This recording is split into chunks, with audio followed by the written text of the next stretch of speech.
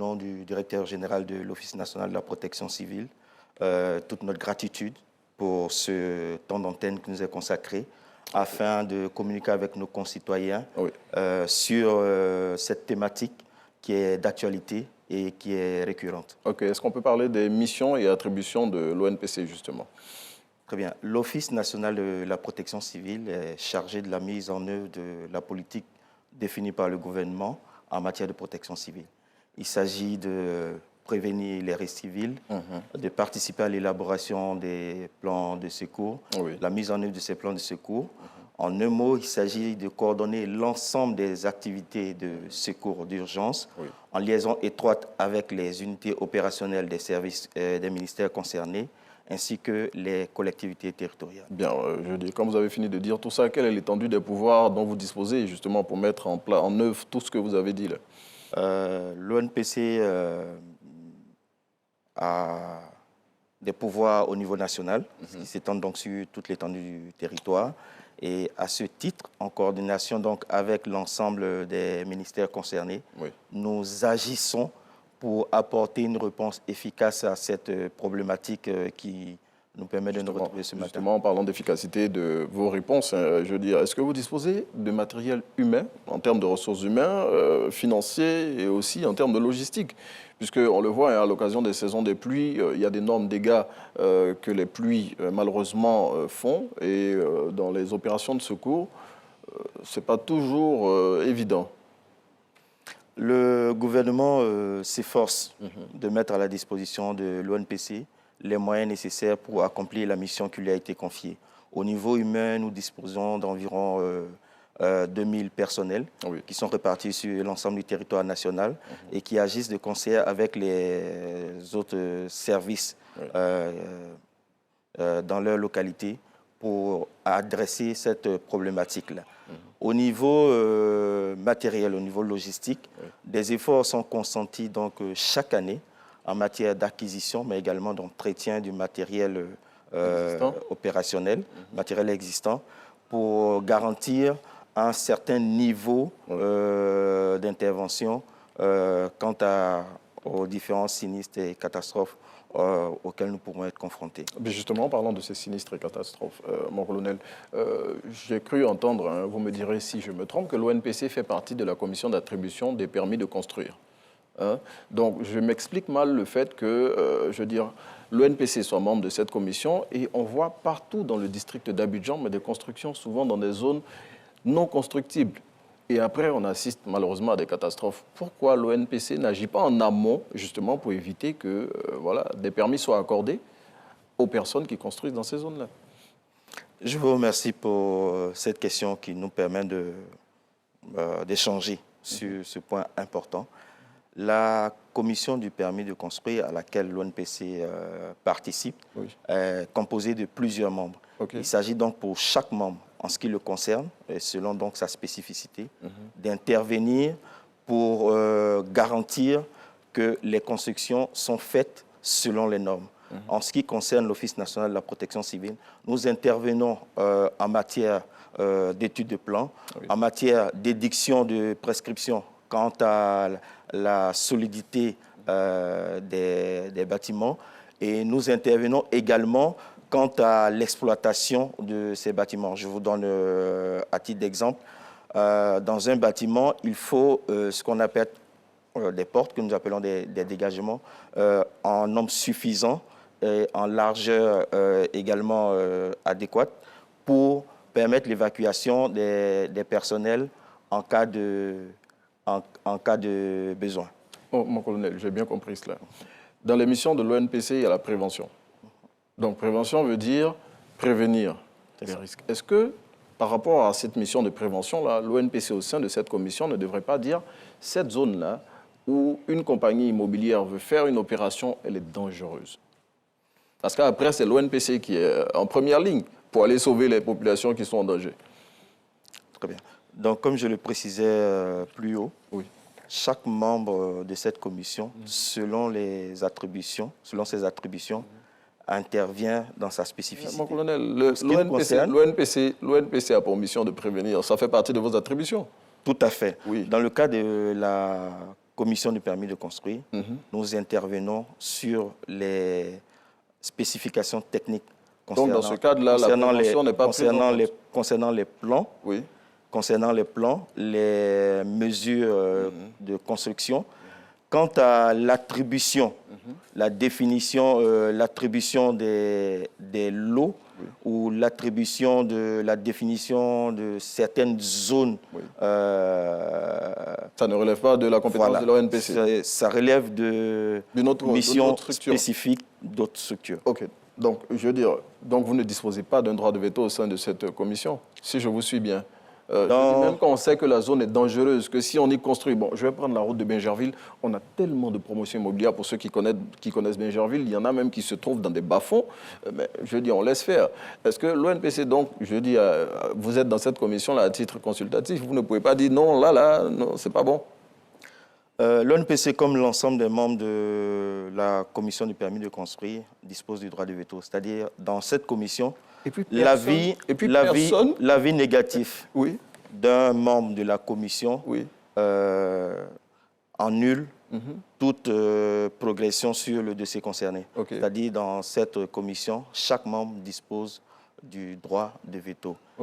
Voilà. Si, par exemple, sur une douzaine de ministères, un ministère estime que les conditions ne sont pas remplies pour que l'action qui est prévue soit menée, l'action s'arrête jusqu'à ce que les conditions soient remplies pour que... je laisse aux téléspectateurs le soin d'apprécier ce que vous venez de dire. Et ça veut dire que dans tout ce qu'on voit là, les zones non constructibles et tout ça, aucune des commissions, aucune des structures qui ne siègent au sein de cette commission d'attribution des permis là, ne lève le petit doigt pour dire cette zone-là, c'est dangereux. Bon, passons, mon colonel, passons. Je veux dire, votre structure accompagne le ministère de l'assainissement dans l'opération qui a démarré là pour sauver ma vie, je quitte les zones à risque. Comment se passe cette collaboration? Puisque là, on parle de la même chose. Prévention des risques. Cette collaboration se passe bien. Nous assistons le dit ministère dans cette mission pour permettre, dans le cadre de la réalisation de ces missions spécifiques, de permettre la protection des populations. Donc c'est cela. Oui. Donc je veux dire, vous ne faites que de l'accompagnement. Nous l'accompagnons, nous l'assistons, nous l'appuyons dans le cadre de cette mission-là. OK. Mission qui a déjà démarré. Hein. Depuis le 5, on est rentré dans la phase active. Les destructions ont déjà commencé et tout ça, je le rappelle pour nos téléspectateurs, dans certaines zones du district d'Abidjan. Et puis, depuis quelques semaines, vous avez entrepris une campagne pour prévenir les risques d'inondation. Comment cela se passe effectivement? Très bien. Dans le cadre de la prévention des risques d'inondation, cette campagne vise à rappeler à nos concitoyens les consignes d'usage pour faire face aux effets néfastes des pluies diluviennes qui ne sont pas, en fait, nous le rappelons, une fatalité. Voilà. Il s'agit donc de rappeler à nos frères, à nos concitoyens, les consignes à respecter pour éviter d'assister à des situations désastreuses, comme on peut le voir quelquefois. Mais dans le cadre de cette activité-là que vous menez, est-ce que, comme le ministère de l'Assainissement et de l'Hydraulique, est-ce que vous disposez de moyens de coercition pour, par exemple, faire partir les populations? En ce qui concerne les moyens de coercition, une vaste réforme est engagée actuellement pour renforcer les pouvoirs de l'Office national de la protection civile dans ce secteur particulier. Il s'agit donc, au-delà de l'aspect technique, l'aspect technique des prescriptions qui sont faites pour accompagner l'ensemble des autres ministères, de renforcer ce pouvoir-là afin de garantir une certaine célérité, une prise en compte des différentes observations techniques qui sont faites. Donc, pour vous traduire, pour vous faire plus simple avec les téléspectateurs, bientôt l'ONPC pourra chasser les gens aussi. C'est bien cela. Non, la disposition technique est en train d'être prise, c'est ça? Il ne s'agira pas de chasser les gens. Non, je dis, les personnes qui vivent dans les zones à risque, c'est pour leur, leur sécurité aussi. C'est ce que fait le ministère de l'Hydraulique. Et de les emmener à adhérer, puisque c'est l'objectif final, à adhérer en fait, à l'action gouvernementale pour sauver les vies. Justement. Mais je dis, pendant cette campagne, quels sont les messages qui sont véhiculés, justement? Il s'agit essentiellement d'un appel à la prudence et à la vigilance. Appel à la prudence et à la vigilance parce que quelquefois, vivant dans les zones concernées, ou bien à proximité des zones concernées, oui. Il commence à exister une certaine familiarité avec le risque, le danger, au point d'entraîner une sorte de négligence ou bien de perte de vigilance oui. qui entraîne quelquefois des actes d'imprudence. Oui. Donc il s'agit donc de rappeler ces choses aux différentes populations pour leur permettre de rester toujours vigilantes et de faire ce qu'il y a à faire pour éviter les situations désastreuses. Oui, je veux dire, vous avez démarré cette campagne depuis plus d'1 mois maintenant. Vous êtes à quelle étape là?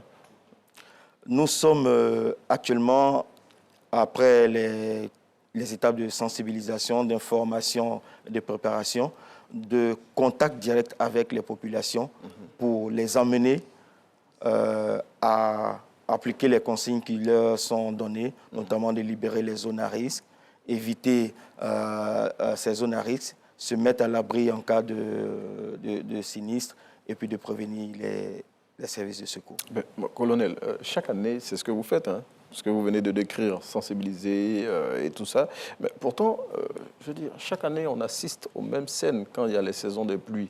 Je veux dire, là, la SODEXAM, la Société de météorologie nationale, prévoit mais de fortes pluies, cette saison plus forte que celle qu'on a déjà connue. Et je veux dire, dans les zones où ces populations-là vivent, malheureusement, qui souvent disent qu'elles n'ont pas de moyens, c'est à cause de ça qu'elles se retrouvent dans ces zones. Mais quand il pleut, les gens ne dorment pas parce qu'on ne sait pas ce qui va advenir après. Donc, chaque année, vous faites la sensibilisation, mais bon, ça ne change pas. Colonel. Effectivement, depuis plusieurs années, les actions de sensibilisation sont menées. On est dans une équation, on va dire, relativement simple. Le phénomène est connu, il est prévisible, il est encadré dans une certaine période de temps. On peut même en prévoir l'intensité. Maintenant, dans cette équation-là, la variable la plus importante, c'est l'homme. Et pour agir dans le sens de changement de mentalité, de comportement, nous savons que c'est une action de longue haleine. Oui. Longue haleine. Et c'est pour cela que nous ne baissons pas les bras quant à la sensibilisation, quant à l'information, en vue, au-delà des actions des pouvoirs de coercition, des pouvoirs de... Bon, que vous allez avoir bientôt. Hein. Voilà, de recadrage et tout ça, d'avoir l'adhésion des populations parce qu'elles sont le point essentiel de la solution qui doit être apportée. Une fois que cette adhésion-là est acquise, la population devient maintenant un relais de l'action du gouvernement et ça garantit une plus grande efficacité. Donc, les actions de formation, de sensibilisation et de contact direct avec les populations se mèneront et vont se renforcer de plus en plus. Il est à noter qu'une amélioration est constatée. Depuis plusieurs années, nous constatons la réduction en fait, des effets néfastes des pluies diluviennes. Donc, ce qui nous encourage à renforcer davantage cette action de communication et de sensibilisation auprès des populations. Oui, pour vous prendre au mot, les dernières pluies qu'on a enregistrées à Abidjan, je crois il y a 2 semaines de cela, il n'y a pas eu de victimes, alors qu'elles ont été abondantes. Mais avant cela, en début d'année, on avait eu 2 petites filles qui malheureusement étaient décédées dans la zone de Cocody. Donc je veux dire, en parlant de réduction, les risques sont toujours là. Voilà, les personnes continuent à en pâtir. Je vais revenir à l'opération de déguerpissement des populations initiée par le ministère de l'Assainissement et de l'Hydraulique. Vous assistez, l'ONPC en tout cas assiste à ces opérations de déguerpissement. Et la question que je pose à nouveau, pourquoi en amont tout n'est pas fait pour que les populations ne colonisent pas les sites où voilà, elles sont en danger? Puisque vous êtes dans la prévention, je reviens là sur vos missions, hein. Vous êtes dans la prévention, donc pourquoi en amont le travail n'est pas fait pour éviter qu'en aval on ait à aller détruire des constructions? Je pense que là vous touchez le point essentiel de l'activité et de l'action qui est menée. Il s'agit d'intervenir pour le changement des mentalités et des comportements. intervenir dans ce sens-là requiert vraiment de la patience, quant à l'adhésion des populations, quant au changement des comportements. Sur l'environnement qui est inerte, une action est posée et le résultat est immédiat. Avec les populations, avec nos concitoyens, en fait, il faut toujours insister. Vous l'avez rappelé tout à l'heure, la répétition est pédagogique. Et il ne faut surtout pas baisser les bras et insister toujours dans ce sens-là pour permettre, in fine, d'aboutir à un changement, au changement souhaité et donc à l'atteinte des résultats souhaités. Le zéro risque n'existant pas, nous continuons toujours à persister sur cette action pour permettre à l'ensemble des concitoyens de se porter le mieux possible et d'affronter donc cette période-là de façon plus sereine pour éviter les actions de recolonisation des sites qui ont été déjà dégagés ou bien la baisse de vigilance. C'est pour cela que, en plus de la préparation qui est faite, quand nous atteignons cette période un peu cruciale, les actions sont multipliées pour rappeler à chacun d'entre nous que les éléments de la nature, c'est vrai, on les côtoie et ces éléments-là nous font du bien, mais quand certains signaux sont donnés, il faut s'adapter à ces signaux-là et éviter de braver la nature inutilement en se mettant en danger. Parce que l'objectif final, c'est la protection des populations. Vous l'avez dit, hein, la pédagogie continue, mais bientôt, comme vous l'avez relevé aussi, à la carotte de la pédagogie, vous allez adjoindre le bâton de la coercition, parce que vous avez dit que les textes de l'ONPC sont en train d'être révisés pour arriver à cela.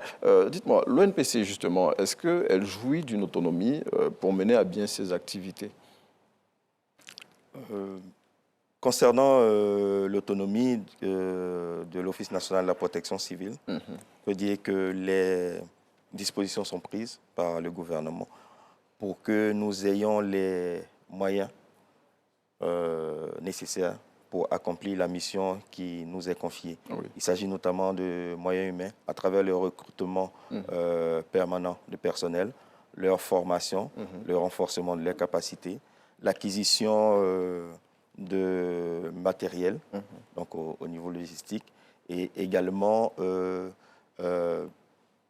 certaines réformes pour renforcer l'efficacité de cette organisation. En parlant de recrutement de personnes, je dis récemment, bon, il y a peu, hein, il y avait eu quelques petits mouvements d'humeur dans les centres de secours d'urgence en raison de mécontentement de pompiers civils. J'imagine que c'est réglé maintenant. Après plusieurs rencontres sous l'égide du ministre de l'Intérieur et de la Sécurité, les rencontres de haut niveau ont été menées et à travers le dialogue et surtout l'écoute et l'éclaircissement de certains points d'ombre, la sérénité est revenue dans la maison, aussi bien au niveau entre la hiérarchie et le personnel qu'entre les personnels, la hiérarchie et puis les hautes autorités. En parlant de sérénité, mon colonel, je vais vous demander de regarder votre caméra et de dire ce qu'on doit retenir des échanges que nous avons eus ce jour. Ce qu'on peut retenir de ces échanges, c'est que la nature, nous la côtoyons chaque jour. La nature a ses feux rouges, on va le dire comme ça.